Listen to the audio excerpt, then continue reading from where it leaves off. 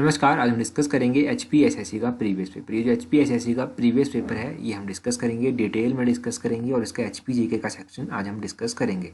इससे पहले भी हम अलग अलग सेक्शन वाइज वीडियोज जो है वो डिस्कस कर चुके हैं। चलिए डिस्कस करते हैं आज की वीडियो का फर्स्ट क्वेश्चन। क्वेश्चन नंबर 121 से स्टार्ट करेंगे। यहाँ पर पूछा गया है which is the longest river of Himachal Pradesh. तो हिमाचल प्रदेश की सबसे लंबी नदी कौन सी है? हिमाचल प्रदेश की जो सबसे लंबी नदी है वो कौन सी है? वो है सतलुज। ऑप्शन बी जो है वो सही आंसर है। सतलुज नदी का वैदिक नाम एग्जाम में पूछा जाता है तो उसका वैदिक नाम है सतुद्री। ये आप याद रखिए। सतलुज नदी की सहायक नदियाँ कौन कौन सी हैं? ये क्वेश्चन भी एग्जाम में पूछा जाता है। सतलुज की जो सहायक नदियाँ हैं वो कौन कौन सी हैं? जो मोस्ट इंपॉर्टेंट है वो मैं आपको बताता हूँ। एक तो हो गया स्पीति, एक हो गया नोगली, एक हो गया बसपा। ये तीन जो है ये इसकी काफ़ी इंपॉर्टेंट सहायक नदियाँ हैं जो एग्जाम में पूछी जाती हैं। अब कई बार एग्जाम में पूछा जाता है कि अड़ी जो है वो किसकी सहायक नदी है? अड़ी जो है ये भी सतलुज की सहायक नदी है। और अड़ी खड्ड जो है ये कहाँ पर है? ये अड़ी खड्ड जो है ये बिलासपुर में स्थित है। ये जो बिलासपुर का दियोली फिश फार्म जो है, जो घाघस में स्थित है, दियोली में स्थित है, उसके किनारे जो है ये उसके समीप जो है ये बहती है अड़ी खड्ड और ये सतलुज में जाकर जो है वो आगे मिलती है। तो ये क्वेश्चन आप याद रखिए। अब एक एग्जाम में क्वेश्चन पूछा गया था कि हिमाचल प्रदेश की सबसे लार्जेस्ट रिवर कौन सी है इन टर्म ऑफ वॉल्यूम। तो इन टर्म ऑफ वॉल्यूम जो सबसे लार्जेस्ट रिवर है वो है चेनाब नदी। ये आप याद रखिए। अगला क्वेश्चन देखिए, क्वेश्चन नंबर 122। इसमें पूछा गया है total geographical area of Himachal Pradesh is. Himachal Pradesh का जो कुल भौगोलिक क्षेत्र है वो कितना है? तो टोटल जियोग्राफिकल एरिया जो हिमाचल प्रदेश का है वो है 55,673 स्क्वायर किलोमीटर। ऑप्शन सी जो है वो सही आंसर है। 55,673 स्क्वायर किलोमीटर जो है ये इसका एरिया है। अब एक एग्जाम में क्या क्वेश्चन पूछा गया था? एक एग्जाम में क्वेश्चन पूछा गया था इन टर्म ऑफ पॉपुलेशन कि हिमाचल प्रदेश की जो पॉपुलेशन है वो इंडिया की पॉपुलेशन का कितना परसेंट कवर करती है? तो वो 0.57% कवर करती है। ये पेपर भी हमने कुछ दिन पहले ही डिस्कस किया था, तो 0.57% वहाँ पर याद रखिएगा। और वहाँ पर तो हमने और भी काफ़ी क्वेश्चन इससे रिलेटेड डिस्कस किए थे। अब अगला क्वेश्चन देखिए 123 में पूछा गया है driest place in Himachal Pradesh is. तो हिमाचल प्रदेश का जो सबसे सूखा स्थान है वो कौन सा है? तो हिमाचल प्रदेश का जो सबसे सूखा स्थान है वो कौन सा है? वो है स्पीति। ऑप्शन ए जो है वो सही आंसर है। अब स्पीति हिमाचल प्रदेश का सबसे सूखा स्थान माना जाता है। स्पीति के बारे में बात कर लेते हैं। स्पीति का जो शाब्दिक अर्थ होता है वो भी एग्जाम में पूछा जाता है, तो वो होता है मणियों की घाटी, यानी कि लैंड ऑफ जेम्स। जेम्स यानी कि मणियाँ, तो मणियों की घाटी इसको कहा जाता है। ये आप स्पीति के बारे में याद रखिए। तो अगला क्वेश्चन देखते हैं हमारे पास क्या है। अच्छा, स्पीति के बारे में डिस्कस कर लिया तो लाहौल की भी तो क्यों ना बात कर ली जाए। तो देखो लाहौल का अर्थ क्या है? तो कनिंघम के अनुसार लाहौल का जो अर्थ है वो है दक्षिणी जिला। दक्षिण जिला इसको कहते हैं और लद्दाख का दक्षिण जिला इसको कहते हैं। और राहुल सांकृत्यान के अनुसार जो है वो लाहौल को देवताओं की भूमि कहा गया है। और इसका अर्थ क्या है लाहौल का? इसका अर्थ है दर्रे का देश, यानी कि दर्रे का देश इसको कहा जाता है और स्पीति को मणियों की भूमि कहा जाता है। तो ये आप याद रखिए। अगला क्वेश्चन देखिए अब, total number of Vidhan Sabha seats from Kinnaur district of Himachal Pradesh. तो हिमाचल प्रदेश का जो किन्नौर डिस्ट्रिक्ट है वहाँ से विधानसभा की कितनी सीटें हैं? तो मैंने आपको कल ही बताया था यहाँ से भी डिटेल में कि किन्नौर की कितनी सीटें हैं। किन्नौर की एक सीट है। लाहौल स्पीति की कितनी है? लाहौल स्पीति की भी एक है। इसके अलावा सबसे अधिक कहाँ की है? कांगड़ा की सबसे अधिक है, 15 कांगड़ा की है। और उसके अलावा मंडी की कितनी है? मंडी की 10 है। और शिमला की कितनी है? शिमला की जो है वो 8 है। और उसके अलावा बिलासपुर और कुल्लू की कितनी है? बिलासपुर और कुल्लू की दोनों की 4 है। अगर बात करें 5 कौन से जिलों की हैं तो ये आप कमेंट करके बता दीजिए कि हिमाचल प्रदेश के ऐसे कौन कौन से जिले हैं जहाँ पर 5 विधानसभा की सीटें हैं। अगला क्वेश्चन देखिए 125। यहाँ पर पूछा गया है Nagar development block is part of which district of Himachal Pradesh. तो नगर विकास ब्लॉक हिमाचल प्रदेश के किस जिले का भाग है? ये जो नगर विकास ब्लॉक है ये हिमाचल प्रदेश के किस जिले का भाग है? ये कुल्लू जिले का भाग है।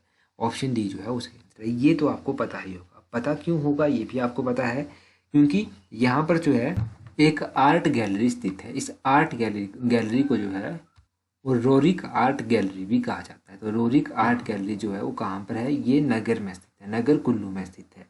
निकोलस रोरिक आर्ट कॉलेज भी है। तो निकोलस रोरिक आर्ट कॉलेज की स्थापना कब की गई थी? इसकी स्थापना वर्ष 2012 में की गई थी। अब एक और गैलरी है जो इम्पोर्टेंट है, Andretta gallery. Andretta art gallery जो है वो कहाँ पर स्थित है? ये डिस्ट्रिक्ट कांगड़ा में स्थित है। अभी डिस्ट्रिक्ट कांगड़ा में स्थित है तो इसके बारे में भी एग्जाम में पूछ लिया जाता है। अगला क्वेश्चन देखिए। अगला क्वेश्चन क्या है? यहाँ पर पूछा गया है क्वेश्चन नंबर 126 में Pauri fair is celebrated in which district of Himachal Pradesh. ये जो पौरी मेला है ये हिमाचल प्रदेश के कौन से जिले में लगता है? क्वेश्चन नंबर 126 का ऑप्शन डी सही आंसर है, लाहौल स्पीति। लाहौल स्पीति में लगता है ये पौरी मेला। वो पौरी मेला लाहौल स्पीति में लगता है, तो लाहौल स्पीति के बारे में पहले भी हम इंपॉर्टेंट फेयर और फेस्टिवल यहाँ के पढ़ चुके हैं। जैसे कि गोची फेस्टिवल हो गया, ये गोची फेस्टिवल कहाँ पर लगता है, ये लाहौल स्पीति में लगता है। गोची फेस्टिवल के अलावा जो है हालदा फेस्टिवल कहाँ पर लगता है, तो हालदा फेस्टिवल भी जो है वो लाहौल में लगता है। तो स्कोडा मेला कहाँ पर लगता है, स्कोडा मेला जो है वो मंडी में लगता है। अब मंडी में जो है ये मेला लगता है, अभी मंडी में शिवरात्रि भी जो है वो चल रही है। अब एक और क्वेश्चन पूछा जाता है कि जोरना मेला कहाँ पर लगता है, तो जोरना मेला चौपाल में लगता है। ये क्वेश्चन आप याद रखिए। क्वेश्चन नंबर 127 देखिए, यहाँ पर वैलीज के बारे में पूछा गया है। क्वेश्चन क्या है, क्वेश्चन इस तरह से है कि Chauntra valley is situated at, Chauntra valley जो है वो कहाँ पर स्थित है।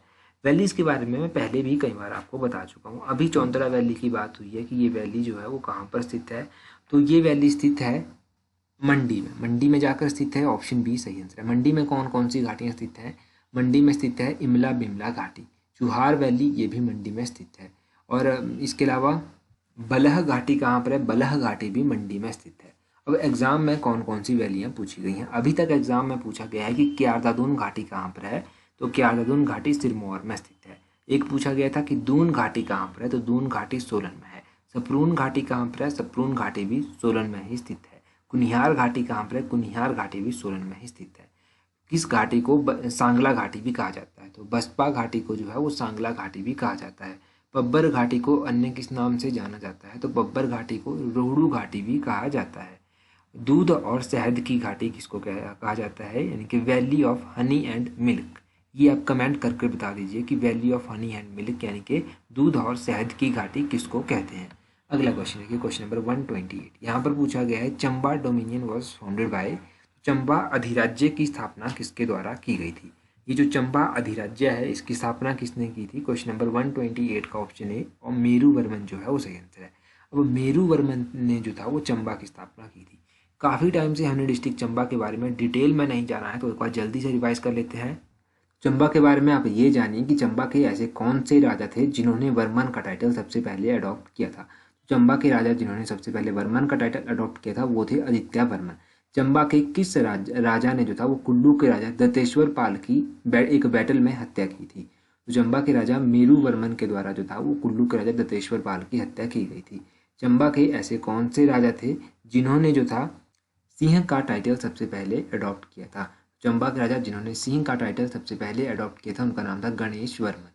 अब याद रखिए कि जब मोहम्मद गौरी के द्वारा अटैक किया गया था भारत पर 1191 और 1193 ईस्वी में, तो उस समय चंबा के राजा कौन थे। ये भारत पर जब इन्होंने अटैक किया था मोहम्मद गौरी ने, तो उस समय चंबा के जो राजा थे वो थे राजा विजय वर्मन। चंबा के ऐसे कौन से राजा थे जो अकबर के समकालीन थे, तो चंबा के राजा प्रताप सिंह वर्मन अकबर के समकालीन थे। चंबा के राजा चरपत सिंह की मृत्यु जब हुई थी तो उस टाइम जो था वो डिस्ट्रिक्ट चंबा में लास्ट टाइम जो था वो सती जो था वो प्रैक्टिस की गई थी। और लास्ट टाइम सती प्रैक्टिस की गई थी चंबा में कब, राजा चरपत सिंह जो थे इनकी मृत्यु पर। तो ये कब इनकी मृत्यु हुई थी और कब लास्ट टाइम सती यहाँ पर प्रैक्टिस की गई थी, तो लास्ट टाइम सती यहाँ पर प्रैक्टिस की गई थी 1844 1844 ईस्वी में यहाँ पर ये प्रैक्टिस की गई थी। तो ये सब बेसिक आप चंबा के बारे में याद रखिए। क्वेश्चन नंबर 129 देखिए, 129 है which Delhi sultan captured the Kangra fort in 1337, तो किस दिल्ली सुल्तान ने जो था वो 1337 में कांगड़ा किले को अपने अधीन कर लिया था। 1337 में जो था वो कांगड़ा किले को किसके द्वारा अपने अधीन किया गया था, मोहम्मद बिन तुगलक। क्वेश्चन नंबर 129 का ऑप्शन बी जो है वो सही आंसर है, मोहम्मद बिन तुगलक के द्वारा। अब देखो मोहम्मद बिन तुगलक ने जो था वो 1337 में इसको अपने अधीन कर लिया। तो उस समय जो था वो कांगड़ा के राजा कौन थे, उस समय कांगड़ा के राजा थे राजा पृथ्वी चंद्रा।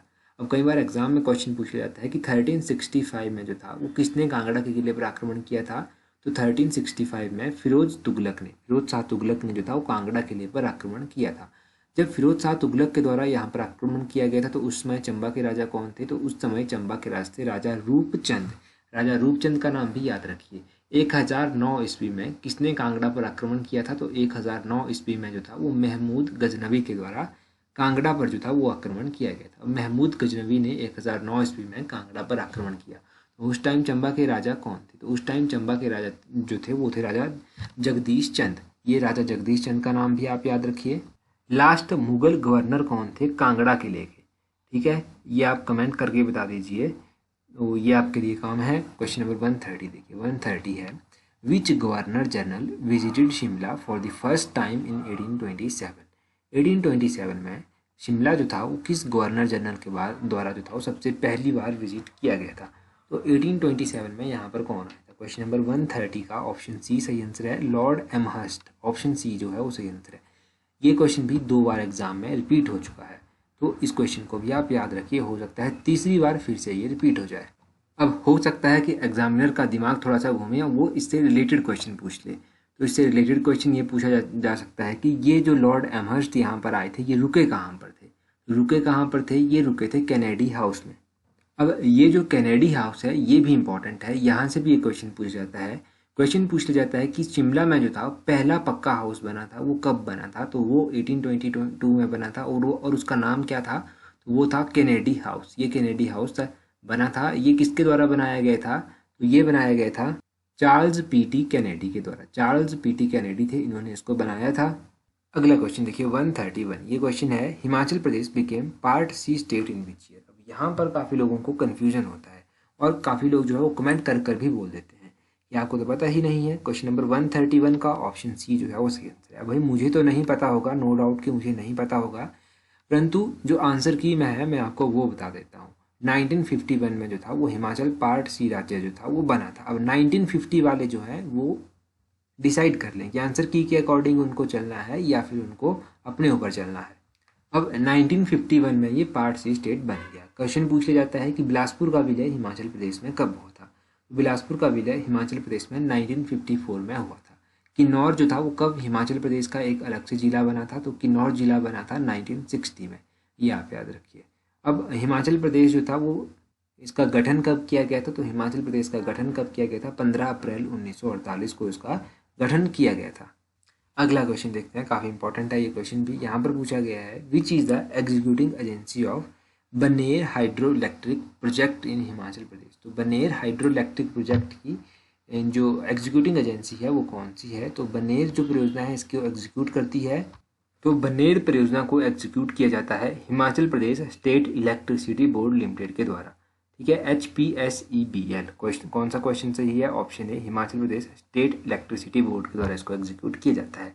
अब इसी तरह की कुछ और परियोजनाएं भी हैं जिनके बारे में आपको पता होना चाहिए, जैसे कि गज परियोजना है। गज परियोजना को जो है वो कौन एग्जीक्यूट करता है, इसको भी Himachal Pradesh state electricity board के द्वारा ही एग्जीक्यूट किया जाता है।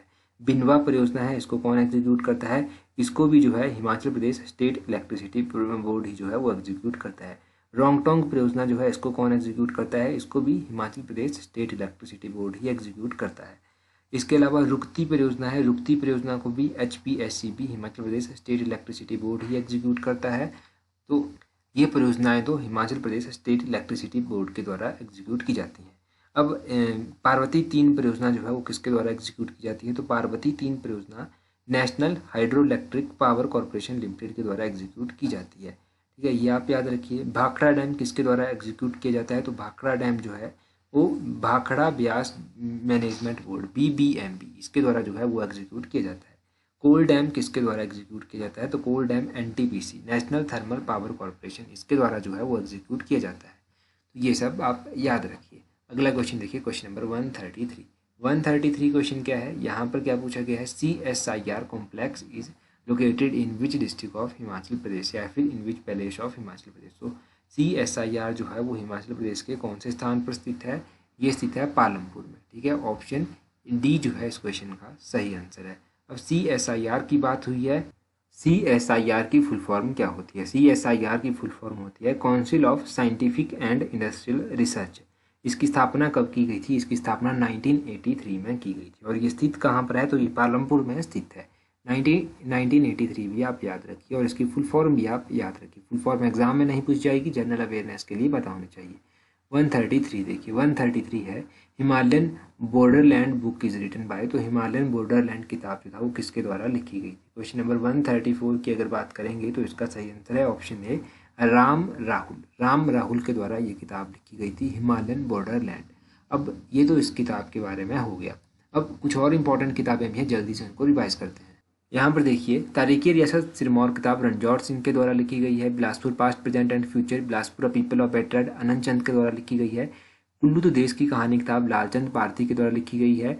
और किन्नर प्रदेश हिमालयन परिचय राहुल संकृत्यान के द्वारा लिखी गई है। हिमालयन आर्ट जेसी फ्रैंक ने लिखी है। प्राचीन हिमाचल एलपी पांडे ने लिखी है। Abode of god Andrew Wilson ने लिखी है। Shimla past and present E J Buck के द्वारा लिखी गई है। पहाड़ी चित्रकला KL वैद्या ने लिखी है। हिमाचल प्रदेश परिचय हिमाचल अतीत वर्तमान और भविष्य एक झलक देवराज शर्मा ने लिखी है। Travel in Kashmir and Ladakh पिग्नी ने लिखी है। Himachal Pradesh area and language OC Handa के द्वारा लिखी गई है। Polyandry of Himalayas HP its a shape and status किताब ये YS परमार ने लिखी है। Himalayas abode of flight Nicholas Roerich ने लिखी है। History of Mandi state Manmohan Singh ने लिखी है। और मुख्तसर तारीख़ रियासत किताब चंबा जो है गरीब खान ने लिखी है। कंट्री लाइफ नोरा रिचर्ड ने लिखी है। History of Punjab hill states J हडिशंस ने लिखी है। Antiquities of Chamba state JPH योगल ने लिखी है। हिमालयन सर्किट JD घोषला ने लिखी है। कुल्लू एंड लाहौल JC ब्रूसे ने लिखी है। हिमालयन पिलग्रिमेज BN दत्तार ने लिखी है। Himalayan district of Kullu and Lahaul Spiti travel to Kashmir and Ladakh APF Harcourt ने लिखी है। Indian painting from the Punjab WG Archer ने लिखी है। Kangra valley paintings Kangra paintings MS Randhawa के द्वारा लिखी गई है। चंबा पेंटिंग VC ओहरी ने लिखी है। और schedule tribe of Himachal Pradesh TS Negi ने लिखी है। ये तो किताबें हो गई। अब आप देखिए इतनी जल्दी तो रिवाइज नहीं कर पाएंगे, परंतु आप क्या कर सकते हैं, वीडियो को पॉज कीजिए थोड़ी देर के लिए और इन सबको खुद से पढ़िए, तो आपको यहाँ से ये याद हो जाएंगे।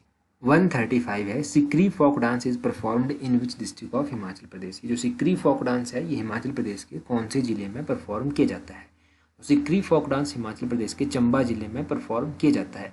ऑप्शन ए जो है वो सही आंसर है। कल हमने लोक नृत्य पढ़े थे कहाँ के? मंडी के। कल की वीडियो अगर आपने नहीं देखी है वहाँ पर हमने मंडी और कुछ और डिस्ट्रिक्ट्स के भी डिस्कस किए थे, उनको एक बार देख लीजिए। तो ये था आज का paper. So that's all for today. Thank you very much for watching and listening it very patiently.